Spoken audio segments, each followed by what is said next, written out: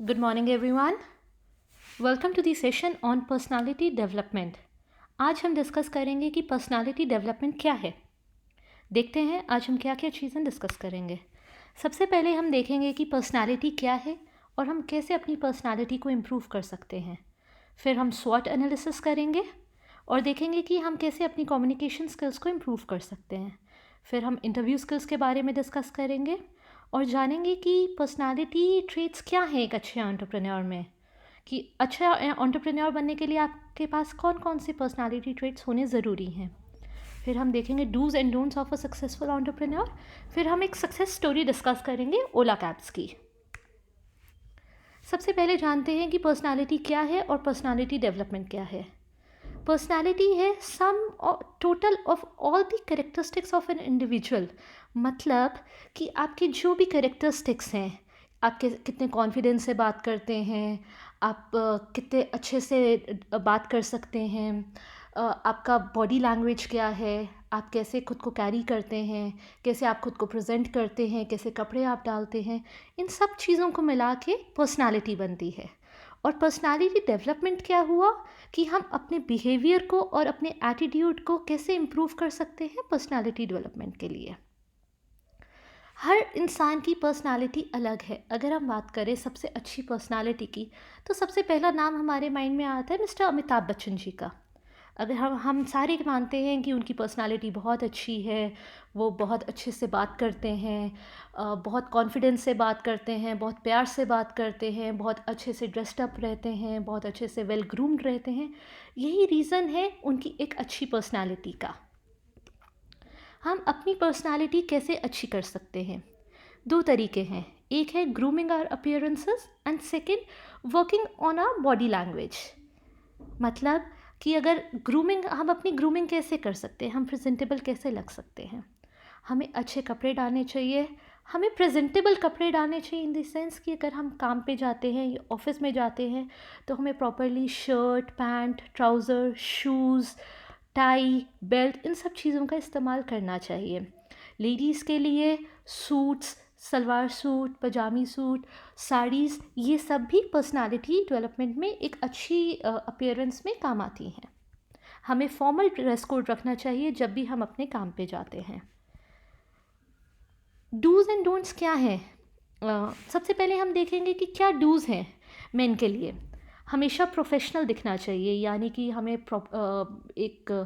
एक पर्सन को, एक आदमी को हमेशा एक well dressed, properly shirt, pant, shoes में जाना चाहिए अपने ऑफिस. अपने ऑडियंस यानी अपने क्लाइंट्स, अपने ऑफिस के स्टाफ, अपने कलीग्स के हिसाब से प्रॉपरली वेल ड्रेस्ड जाना चाहिए. प्रॉपर कपड़े डालने चाहिए जो वेल प्रेस्ड हों और जो उनके साइज़ के हों. शर्ट सिंपल होनी चाहिए, कोई ज़्यादा फ्लैशी नहीं होनी चाहिए. अगर आपके पास वॉच है, आप वॉच डाल सकते हैं. कोई भी स्ट्रॉन्ग परफ्यूम का इस्तेमाल ना करें, हमेशा माइल्ड परफ्यूम या माइल्ड फ्रेगरेंस का ही इस्तेमाल करें. प्रॉपरली आप टाई डाल सकते हैं. अगर आपने टाई लगाई है तो उसके साथ ऊपर वाला बटन खुला ना छोड़ें. और पर्सनल हाइजीन मेंटेन करें. प्रॉपरली दिन में 2 बार फेस वॉश करें फ्रेश रहने के लिए. हैंड्स वॉश करें. दिन में 1 बार बात ज़रूर लें. एंड प्रॉपर पर्सनल हाइजीन को मेंटेन करें. सिमिलरली लेडीज़ के लिए क्या ज़रूरी है? अगर वो काम पे जाती हैं तो प्रॉपरली प्रोफेशनली ड्रेसअप होकर जाएं, प्रॉपर ट्राउज़र या शर्ट में जाएं, या अगर वो सूट में जाना चाहती हैं वैसे जाएं. Well pressed, well ironed clothes डालें, मुछड़े हुए कपड़े ना डालें. बालों को अच्छे से रखें, नीटली टाइडली टाई करके जाएं. ये मेन के लिए भी ज़रूरी है कि प्रॉपर हेयर कट होना चाहिए, आँखों में बाल नहीं आने चाहिए. और सिमिलरली लेडीज़ के लिए भी ये ज़रूरी है कि जब वो काम पे जाएं तो उनके बाल उनके आँखों पे ना आएँ. अगर वो हील डालना चाहती हैं, वो फॉर्मल सूट के फॉर्मल अटायर के साथ हील्स डाल सकती हैं. मेकअप बहुत ज़्यादा ना करें. ये हम बहुत बार देखते हैं कि बहुत लाउड मेकअप किया होता है ऑफिसेज़ में या वर्क प्लेसेस पे. लाउड मेकअप ज़रूरी नहीं है. आप बहुत ही सटल मेकअप कर सकते हैं. हल्की सी लिपस्टिक लगा सकते हैं, चाहें तो आप हल्की सी लाइट नेल पॉलिश लगा सकते हैं या अवॉइड भी कर सकते हैं. कोई भी फ्लैशी ज्वेलरी ना डालें, ये बहुत ज़रूरी है, ज्वेलरी ना डालना. क्या क्या चीज़ें हमें अवॉइड करनी चाहिए? हमें रिंकल्ड या मुछड़े हुए कपड़े नहीं डालने चाहिए, स्ट्रॉन्ग फ्रेगरेंस नहीं यूज़ करनी चाहिए, स्ट्रॉन्ग परफ्यूम अवॉइड करनी चाहिए, हमारे बाल प्रॉपरली ट्रिम्ड होने चाहिए, मेन और विमेन दोनों के लिए ज़रूरी है। बॉयज़ के लिए स्पेशली ज़रूरी है कि वो फ्लैशी बेल्ट बकल्स ना डालें। फ्लैशी चीज़ें वर्क प्लेस में अच्छी नहीं लगती हैं। और जब भी वो टाई डालें तो अपने ऊपर का बटन बंद रखें, लोफर्स का इस्तेमाल ना करें, शूज़ डालें, और कोई भी बॉडी पियर्सिंग जो विजिबल हो उसको ऑफिस में अवॉइड करें, ऑफिस में अच्छा नहीं लगता। सिमिलरली लेडीज़ को भी मुछड़े हुए कपड़े नहीं डालने चाहिए, बाल अच्छे से वेल टाइड रखने चाहिए, इयररिंग्स अवॉइड करने चाहिए, बहुत ही ब्राइट कपड़े अवॉइड कर सकते हैं, सटल सोबर कपड़े ऑफिस में डाले हुए बेटर लगते हैं, लाइट मेकअप जैसे मैंने बताया, और कोई भी ज्वेलरी अवॉइड करें। Dos of a good body language. हम किसे मानते हैं कि एक अच्छी बॉडी लैंग्वेज है? हम किसे कहते हैं कि एक प्लीजिंग पर्सनालिटी है? कोई अगर हमसे प्यार से बात करता है, स्माइल के साथ बात करता है, तो हमें अच्छा लगता है और हम कहते हैं कि बहुत प्लीजिंग पर्सनालिटी है। तो जब भी आप बात करें हमेशा स्माइल देके और इंटरेस्ट से बात करें। और जो भी दूसरा जना, जो भी आपका कलीग या आपका सीनियर या जिससे भी आप बात कर रहे हैं, उनकी बात को आप ध्यान से सुने और उनकी बात ख़त्म होने के बाद ही अपनी बात बोलें, दूसरे की बात बीच में ना काटें। और जब भी आप बात करें तो आप अपनी बात को अपने हैंड्स की मूवमेंट के साथ इम्प्रूव कर सकते हैं। अपने हैंड्स को पॉकेट्स में मत रखें और हमेशा ही एक कॉन्फिडेंट और रिलैक्स पोस्चर रखें। और जब भी आप किसी दूसरे को एड्रेस कर रहे हैं, आप सर या मैम कह के सीनियर को या कलीग को एड्रेस कर सकते हैं, बहुत ही रिस्पेक्टफुल लगता है। क्या चीज़ें अच्छी नहीं लगती एक अच्छी बॉडी लैंग्वेज में?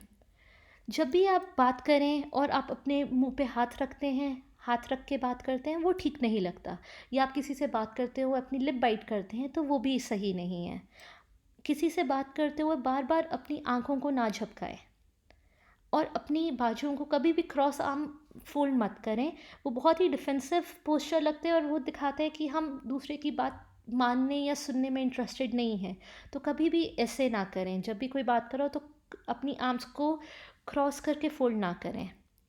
जब भी आप बात करें तो अपने फुट मूवमेंट या फिंगर्स या पेन किसी चीज़ को भी बार बार हिलाएं ना, या अपनी आइज़ को बार बार रोल ना करें। और जब भी आप कफ या स्नीज़ करते हैं तो बहुत आराम से करें और उसके बाद एक्सक्यूज़ मी बोलें। बहुत ज़ोर की या लाउडली करके दूसरे को डराएं ना। स्वॉट एनालिसिस। स्वॉट एनालिसिस क्या है? स्वॉट का मतलब है strength, weakness, opportunity and threat. तो जब आप प्रिपेयर हो रहे हैं आगे जॉब में जाने के लिए, अपना बिजनेस करने के लिए या अपनी ड्रीम्स फुलफिल करने के लिए, तो सबसे ज़रूरी है आप अपना स्वॉट एनालिसिस करें अपने इंडिविजुअल का। कैसे कर सकते हैं? आप सबसे पहले जानिए कि आपकी स्ट्रेंथ क्या है। आप हार्ड वर्किंग है, ओपन माइंडेड है, थॉटफुल है, या क्या आपकी स्किल्स हैं जो आगे आपको लाइफ में हेल्प कर सकती हैं सक्सेस मिलने के लिए। तो ये तो हो जाएंगी आपकी स्ट्रेंथ्स। इनको आप एक साइड पे एक कॉलम में नोट करिए। फिर आप देखिए कि आपकी वीकनेसेस क्या हैं। आप बिज़ी रहते हैं, आप चीज़ें जल्दी से नहीं पकड़ते, या आप डिसाइड नहीं कर सकते, जो भी वीकनेसेस हैं ये आप सेकंड कॉलम में डालिए। फिर थर्ड कॉलम में आप डालिए कि आप अपॉर्चुनिटीज़ क्या हैं, कि आपके पास कौन सी स्किल्स हैं जिसका आगे आपके लिए अपॉर्चुनिटी बन सकती है। फॉर एग्जांपल मान लीजिए आप मोबाइल रिपेयरिंग के स्टूडेंट हैं, आपको लगता है आपको मोबाइल रिपेयरिंग आता है और आप इसकी शॉप खोल सकते हैं या अपना काम शुरू कर सकते हैं, ये आपके लिए अपॉर्चुनिटी बन सकती है। मान लीजिए आप रिटेल की स्किल्स हैं आप में, आपको लगता है कि आप रिटेल की इजी डे या बिग बाज़ार में कोई वैकेंसी निकली है जहां आप जॉब कर सकते हैं, ये आपके लिए अपॉर्चुनिटी बन जाएगी। तो जो भी अपॉर्चुनिटी है और जो भी आपका प्लान है उस अपॉर्चुनिटी को पूरा करने का, वो सारा आप अपॉर्चुनिटी कॉलम में लिखिए। फिर आते थ्रेट, कि आपके थ्रेट क्या है, कि आप किसी काम में शुरू तो करते हैं लेकिन आपका इंटरेस्ट लूज़ हो जाता है, ये आपका थ्रेट हो सकता है। या हो सकता है कि कोई आप बिज़नेस शुरू कर रहे हैं, आपका ना अच्छा चले, भगवान ना करे, लेकिन आपका बिज़नेस अच्छा ना चले, तो ये आपके लिए थ्रेट हो सकता है, राइट? तो आप अपनी स्ट्रेंथ, वीकनेस, अपॉर्चुनिटी और थ्रेट को 4 कॉलम में लिखिए। फिर जो आपकी स्ट्रेंथ है और अपॉर्चुनिटी है, इसके बेस पे आप अपनी वीकनेस और थ्रेट को कैसे ओवरकम कर सकते हैं, वो आपने देखना है कि आपकी वीकनेसेस क्या हैं, आपको मालूम चलेंगी, पहली चीज़ आपकी आइडेंटिफाई होंगी, और कैसे आप अपनी वीकनेस पे वर्क करके आप उसको इम्प्रूव कर सकते हैं और उसको अपनी स्ट्रेंथ बना सकते हैं। सिमिलरली, क्या आपके पास अपॉर्चुनिटी है और अपॉर्चुनिटी से आप कैसे अपने थ्रेट को ओवरकम कर सकते हैं। स्वॉट एनालिसिस बहुत ज़रूरी है लाइफ में सक्सेसफुल होने के लिए। अगर आपको अपनी स्ट्रेंथ और वीकनेस का पता होगा, तभी आप आगे सक्सेसफुल बन सकते हैं। और जो भी आपकी स्ट्रेंथ है, वो आप अपने इंटरव्यूज़ में भी आगे इंटरव्यूअर को बता सकते हैं, वहाँ पे भी यूज़ कर सकते हैं, और आपको मालूम होगा कि आपकी क्या स्ट्रेंथ है और आप कैसे सक्सेसफुल हो सकते हैं।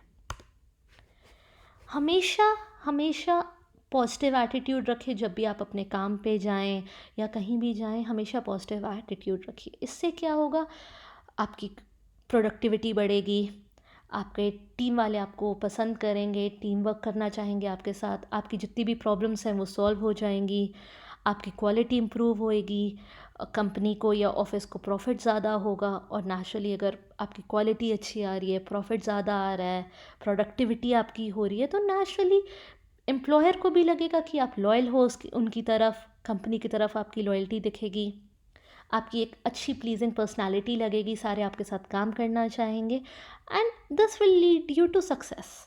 ग्रेजुअली आप सक्सेस की तरफ बढ़ेंगे। तो हमेशा काम पे अपना एक पॉजिटिव एटीट्यूड रखिए। नेगेटिव एटीट्यूड बहुत ही गलत चीज़ है। नेगेटिव एटीट्यूड से क्या होता है, एक दूसरे मन में बिटरनेस आती है, एक दूसरे के लिए अच्छे विचार नहीं आते, गुस्सा आता है, लड़ाई होती है, आप खुद भी टेंशन में रहते हैं, दूसरे को भी टेंशन में रखते हैं, आपकी हेल्थ पे भी इफ़ेक्ट आता है, आप बीमार भी हो जाते हो, टेंशन से बीपी बढ़ जाता है, बहुत ही डिप्रेसिंग लगता है। तो नेगेटिव एटीट्यूड का लाइफ में फ़ायदा नहीं है। हमेशा एक पॉजिटिव एटीट्यूड रखिए, लाइफ में भी, घर पे भी और वर्क प्लेस पे भी। कम्युनिकेशन, जब से हम पैदा हुए हैं, अगर आप देखें, हम तब से कम्युनिकेट कर रहे हैं। आप घर पे कम्युनिकेट कर रहे हैं, आप अपने सीनियर से कम्युनिकेट कर रहे हैं, आप अपने कलीग से कम्युनिकेट कर रहे हैं, आप अपने पेरेंट्स से कम्युनिकेट कर रहे हैं। कम्युनिकेशन क्या है? कम्युनिकेशन है transferring of information from one person to another. आपका जो भी मैसेज है, आप एक पर्सन को, या जो भी आपका आइडिया है, आपके विचार हैं, वो आप खुद से दूसरे को कैसे ट्रांसफ़र कर सकते हैं, आप कम्युनिकेशन के थ्रू कर सकते हैं। तो transferring of information from one person to another, यानी कि अपने विचार दूसरों को बताना, इसी को कम्युनिकेशन कहते हैं। और कम्युनिकेशन लाइफ में बहुत ज़रूरी है, बिकॉज़ ये हर जगह है, घर पे, ऑफिस में, जहाँ जहाँ जाएंगे वहाँ वहाँ आपको कम्युनिकेशन ज़रूरी है। अब कम्युनिकेशन कैसे हो सकता है? वर्बल हो सकता है, फ़ेस टू फेस हो सकता है, रिटर्न हो सकता है, कोई लेटर में हो सकता है, आजकल इलेक्ट्रॉनिक मीडिया चल रहा है, आप मेल कर सकते हो, व्हाट्सएप कर सकते हो, ऑडियो मैसेज भेज सकते हो किसी को, ऑफिस में मीटिंग हो रही है या ग्रुप में मीटिंग हो रही है, नोटिस बोर्ड के थ्रू, टेक्स्ट मैसेजेस के थ्रू, ये सारे मेथड्स हैं कम्युनिकेशन के। और हम अपनी कम्युनिकेशन को कैसे इम्प्रूव कर सकते हैं? सबसे पहले आप जिससे भी बात करें, आप उनको ग्रीट करें, good morning, good afternoon, good evening, time के हिसाब से सबको ग्रीट करें। फिर अपना इंटरेस्ट दिखाएं, जो भी दूसरा जना बोल रहा है, जो भी आपके सामने वाला पर्सन बोल रहा है, उसकी बात को ध्यान से सुने, और हमेशा पोलाइटली ही बात करें, अपनी टोन को इवन रखें। अगर आप बहुत एकदम से बहुत ज़ोर का बोलेंगे या बिल्कुल धीरे बोलेंगे, तो दूसरे को समझने में आपके आइडियाज़ को दिक्कत आएगी। तो हमेशा एक प्रॉपर इवन टोन का इस्तेमाल करें। वर्बल कम्युनिकेशन को अपनी बॉडी लैंग्वेज के साथ यूज़ करते हुए इन्हांस करें। आपके जो भी व्यूज़ हैं, उनको दूसरे के सामने रखें बहुत ही पोलाइट तरीके से। जिससे भी आप बात कर रहे हो, उनके साथ हमेशा आई कांटेक्ट मेंटेन करके चलें, उनकी आंखों में देखते हुए बात करें जिनसे भी बात कर रहे हैं, और जिनसे बात कर रहे हैं उनके लिए रिस्पेक्ट दिखाएं हमेशा। और हमेशा अपने विचारों में इतना ना खोए रहें कि दूसरे की आप बात सुन ना पाएँ या समझ ना पाएँ। और अगर आप किसी से कोई ऑर्डर भी दे रहे हैं, तब भी आप एक बहुत ही रिस्पेक्टफुली और रिक्वेस्टिंग वे में कह सकते हैं, या अगर आपको किसी से गाइडेंस चाहिए वो भी आप ले सकते हैं। तो जब भी बात करें, दूसरे की आंखों में देखते हुए बात करें, पोलाइटली बात करें, और अपनी बॉडी लैंग्वेज को अपनी वर्बल कम्युनिकेशन के साथ मेल जोल बनाते हुए बात करें। कौन सी हैबिट्स हैं जो हम डेली लाइफ में हम अपनी रूटीन में ला सकते हैं, जो हमें हेल्प करेंगी अपनी कम्युनिकेशन स्किल्स और पर्सनालिटी को बढ़ाने में? पहला, न्यूज़पेपर को डेली पढ़ें, चाहे इंग्लिश चाहे हिंदी। न्यूज़पेपर डेली पढ़ें, इससे एक तो आपकी जो रीडिंग स्किल्स हैं ये इम्प्रूव होंगी। दूसरा, आपके शहर में, आपके देश में या वर्ल्ड में क्या हो रहा है आपको जानकारी रहेगी। इससे जब भी आप किसी से मिलें या बात करें तो आपको जानकारी होगी, तो आप कॉन्फिडेंस से आप अपनी बात दूसरे के सामने रख भी सकते हैं। उससे आपको कॉन्फिडेंस भी आएगा और पब्लिकली बात करने में हेल्पफुल भी रहेगा। तो न्यूज़पेपर डेली पढ़ें, और जिन भी शब्दों का मतलब ना समझ आए, एक नोटबुक बना लीजिए, उसमें से डिक्शनरी में अपनी डिक्शनरी से देख के उसका मतलब नोटबुक में नोट करते रहें और अपनी वोकैबलरी को बढ़ाएं। हमेशा क्वेश्चन पूछें, चाहे आप क्लास में हैं या किसी से बात कर रहे हैं, क्वेश्चन पूछिए। क्वेश्चन से आपकी जो अंदर की क्यूरोसिटी है, आपको आंसर्स मिलेंगे, आपको इन्फॉर्मेशन और मिलेगी। ये बहुत ही अच्छा है सेल्फ लर्निंग और सेल्फ ग्रोथ के लिए। आपका जो भी पूरे दिन की एक्टिविटीज़ हैं उसका एक शेड्यूल बनाएं कि इतने से इतने आप ये करेंगे, इतने से इतने आप ये करेंगे, इतने से इतने आप ये करेंगे। उससे एक तो आपका सारे काम पूरे हो जाएंगे और टाइम के अंदर टाइम रहते हुए हो जाएंगे, और आपको किसी भी चीज़ का स्ट्रेस नहीं होगा। और हमेशा नई चीज़ों को लर्न करते रहिए। मैंने देखा है कि जब हम 35 ईयर्स की एज क्रॉस कर जाते हैं तो हम ज़्यादातर हो जाते हैं कि हमें तो सब आ गया है या जितना आता है वही सफिशिएंट है। बट ऐसा नहीं है। आपको हर एज में, हर टाइम पे जहाँ आपको सीखने का मौका मिले, आप नई चीज़ें सीखें। नई चीज़ें आपको पर्सनली ग्रो भी करती हैं और आपको मालूम नहीं आपको कौन सी इन्फॉर्मेशन या कौन सी नॉलेज कब कहाँ काम आए। तो हमेशा नई चीज़ों को सीखते रहें। अपने कान, अपनी आइज़ हमेशा खुली रखें और नई चीज़ें सीखते रहें। ये सबसे इम्पॉर्टेंट पार्ट है, how to present yourself in an interview. यानी कि जब आप किसी इंटरव्यू के लिए जाते हैं तो आपको खुद को कैसे प्रेजेंट करना चाहिए। सबसे पहली चीज़, आप टाइम से पहुँचें, बी पंक्चुअल। यहाँ तक कि आप 15 मिनट पहले जा सकते हैं, आप वहाँ जाके थोड़ा कंफर्टेबल हो सकते हैं इन्वायरमेंट में, और और ये आपके लिए अच्छा रहेगा, ये आपको एक कॉन्फिडेंस देगा इंटरव्यू के लिए। दूसरा, प्रोफेशनल ड्रेस होके जाइए, यानी कि प्रॉपर हेयर कट ट्रिम्ड होना चाहिए, आपका शेव की होनी चाहिए, प्लेजेंट स्माइल के साथ जाइए, कॉन्फिडेंस के साथ जाइए, प्रॉपर फॉर्मल कपड़े डाल के जाइए और एक करेक्ट बॉडी पोस्चर के साथ कॉन्फिडेंटली बात करिए। जब आप इंटरव्यूअर के रूम में जाने लगें तो नॉक करके पहले डोर को परमिशन लीजिए अंदर आने की। फिर जाते ही ग्रीट करिए, गुड मॉर्निंग, गुड आफ्टरनून, या जो भी टाइम है उसके हिसाब से ग्रीट करिए विद अ स्माइल और पोलाइटली बात करिए। आपको एंग्जाइटी होएगी, नर्वसनेस भी होएगी, लेकिन उन सब चीज़ों को आपको कंट्रोल करके रखना है। जो भी आप बोलें बहुत क्लियरली बोलें और पूरे कॉन्फिडेंस के साथ बोलें। अपने इंटरव्यूअर की आंखों में आंखें डालते हुए पूरा आई कांटेक्ट मेंटेन करते हुए बोलें, इससे आपका कॉन्फिडेंस नज़र आएगा। आप इंग्लिश में बात कर सकते हैं, हिंदी में कर सकते हैं, जिस भी लैंग्वेज में आप कंफर्टेबल हैं उस लैंग्वेज में इंटरव्यूअर के साथ बात करें।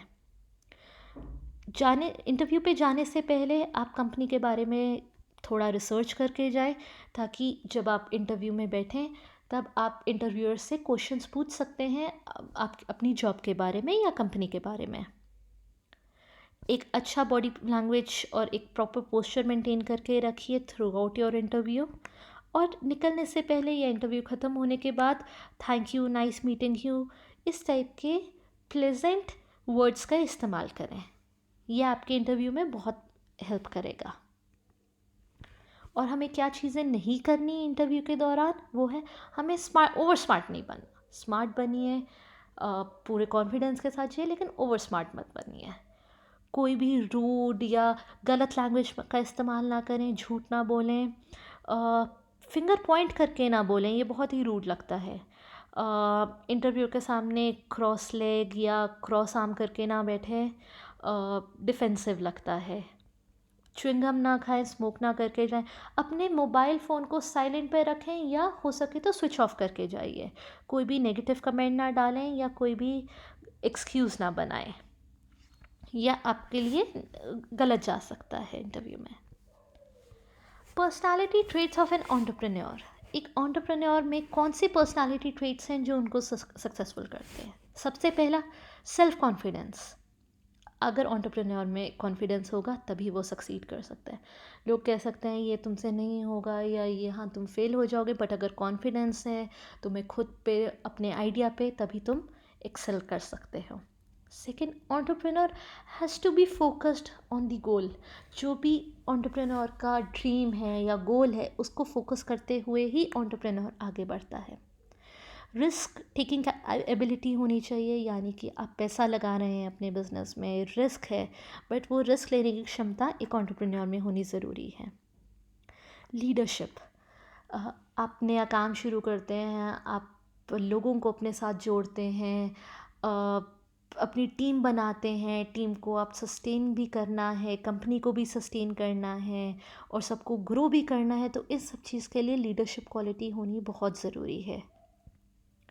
एंटरप्रेन्योर फ्यूचर ओरिएंटेड होना चाहिए, यानी कि कल को किस चीज़ की रिक्वायरमेंट आ सकती है या फ्यूचर में हमें किस चीज़ की डिमांड हो सकती है, ये एंटरप्रेन्योर के लिए जानना बहुत ज़रूरी है, क्योंकि इसी को ध्यान में रखते हुए ही एंटरप्रेन्योर अपने बिजनेस आइडियाज़, प्लान्स और फ्यूचर और ग्रोथ बना सकता है। क्रिएटिव होना ज़रूरी है। आपका जो भी बिज़नेस आइडिया हो, बिज़नेस मॉडल हो, अगर एंटरप्रेन्योर क्रिएटिव है तो वो क्रिएटिव आइडिया से अपना प्रोडक्ट सेल भी कर सकता है। क्रिएटिव होने से वो टेक्नोलॉजी को भी ऐड कर सकता है अपने प्रोडक्ट में या बिज़नेस में। तो क्रिएटिव होना बहुत ज़रूरी है एंटरप्रेन्योर के लिए। Dos and don'ts of a successful entrepreneur. Entrepreneur को क्या चीज़ें करनी चाहिए और क्या नहीं करनी चाहिए? सबसे पहले, जो आपको पसंद है, जिसमें आपकी रुचि है, आप वही करिए। जो चीज़ आपको पसंद होएगी उसमें आप अपना 100% दोगे, और जब आप 100% दोगे अपना, तो आप डेफिनेटली सक्सीड करोगे लाइफ में। Second, do believe in your self and your idea. जो आपका आइडिया है उसमें आप पूरा बिलीफ रखिए और अच्छा टाइम लगाइए प्लानिंग में। अगर आपकी प्लानिंग अच्छी है तो आपकी एग्जीक्यूशन भी अच्छी होएगी, और एग्जीक्यूशन अच्छी है तो नेचुरली आप सक्सेस करेंगे, आप सक्सीड करेंगे लाइफ में। सोचें ज़रूर, लेकिन ड्रीम करना बंद करें और जाके करिए। अगर आपके पास कोई आइडिया है, आपका कोई सपना है, तो आप जाके करना शुरू करो, एक्शंस करो, इम्प्लीमेंटेशन शुरू करो and go and get it. और आजकल तो इतने ऑप्शंस हैं, ऑनलाइन सेलिंग के, ऑफलाइन सेलिंग के, तो आप जो भी आपका प्रोडक्ट है उसको आप मार्केट करिए, ऑनलाइन भी और ऑफलाइन भी। क्या चीज़ें आप एंटरप्रेन्योर को नहीं करनी चाहिए? लोग कह सकते हैं कि ये आपसे नहीं होगा या आप फेल हो जाओगे। आप दूसरे की राय ज़रूर लीजिए, लेकिन एट द एंड अगर आपको भरोसा है अपने आइडिया पे और आपको भरोसा है कि आप जीत सकते हैं, तो जाइए और एंटरप्रेन्योर बनिए। Don't quit. आप हो सकता है शुरू में आपका पहले 2 महीने 3 महीने आपको सक्सेस ना मिले या आपका प्रोडक्ट ना बिके या आपकी सर्विस ना चले, लेकिन आप निराश होके क्विट ना करिए। कोई भी नया बिज़नेस को सेटल होने में कम से कम 6 8 10 महीने लग जाते हैं, तो 2-3 महीने में निराश होके अपना काम छोड़िए मत। और किसी भी बिज़नेस में बहुत ज़्यादा इन्वेस्ट ना करें, उतना ही इन्वेस्ट करें जितना आप रिस्क ले सकते हैं, ये बहुत ज़रूरी है। अब देखते हैं एक सक्सेस स्टोरी ओला कैब्स पे।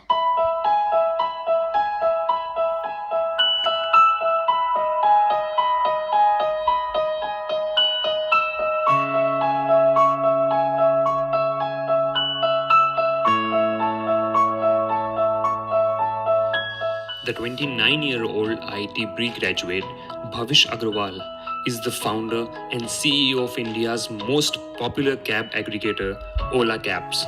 The company, which has a network across 100 cities and commands 60% of the market share. लेकिन इन सब के बावजूद he remains as grounded as one could be. आपको जान के आश्चर्य होगा that Bhavish still doesn't own a car. He still uses cabs to move about. Anyway, when not crushing his competitors, one can catch Bhavish cycling, playing squash, or doing what he loves the most, photography. He also maintains a largely popular photo blog. Born in Ludhiana, Bhavish, just like every other success driven and successful entrepreneur, began at a very early age. IIT से 2008 में अपना bachelor पूरा करने के बाद he started his career with Microsoft Research India as a research intern and later got reinstated as an assistant researcher. इसी दौरान उन्होंने अपनी जिंदगी का सबसे बड़ा फैसला लिया and turned his personal pain point into his entrepreneurial venture. As they say, every problem throws an opportunity. After quitting Microsoft, Bhavish started an online company which dealt into selling of short duration tours and holiday online. Now, while he was at it, he happened to rent a car from Bangalore to Bandipur and had a terrible experience. The driver of the car stopped right in the middle of the road and started renegotiating the whole deal. When Bhavish refused to agree to his terms, driver ने उन्हें बीच रास्ते में ही छोड़ दिया. The entrepreneurial headed Bhavish, instead of winning about the situation or rather the problem, decided to fix it for good. He researched and came to the conclusion that a lot of customers had fallen prey to such situations and were desperately in need of quality cab service. That was when, for the first time, he could vision the amount of potential a cab booking service could have. और कुछ basic calculations के बाद Bhavish changed his business from the earlier mentioned startup to Ola Cabs. Instead of buying and renting out their own cars, Ola Cabs partnered with a number of taxi drivers and added a touch of modern technology to the whole setup, where people could book cars at short notice through their call centers and from their app. The bookings allowed half or full day rental and even outstation taxis. Bhavish received M Billionth Award South Asia 2013 and was also awarded as the Best Startup of the Year by IAMAI. Now the company sports a network of more than 3 lakh cars, which results in 1,50,000 bookings per day. Talking about the innovations, they came up with the plan of charging lesser than an average auto rickshaw by offering cabs at ridiculously cheap prices of rupees 10 per kilometer. Leaving no stone unturned, they also collaborated with autos with the launch of Ola Auto, and they recently launched Ola Cafe. In simple terms, through this service one can order food, grocery, vegetables, etc. and get it delivered to their household.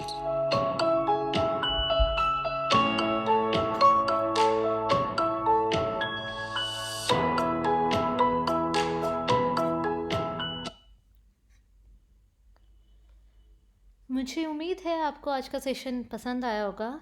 आपकी जो भी queries हैं, questions हैं, doubts हैं, आप मुझसे 3 बजे पूछ सकते हैं. Thank you.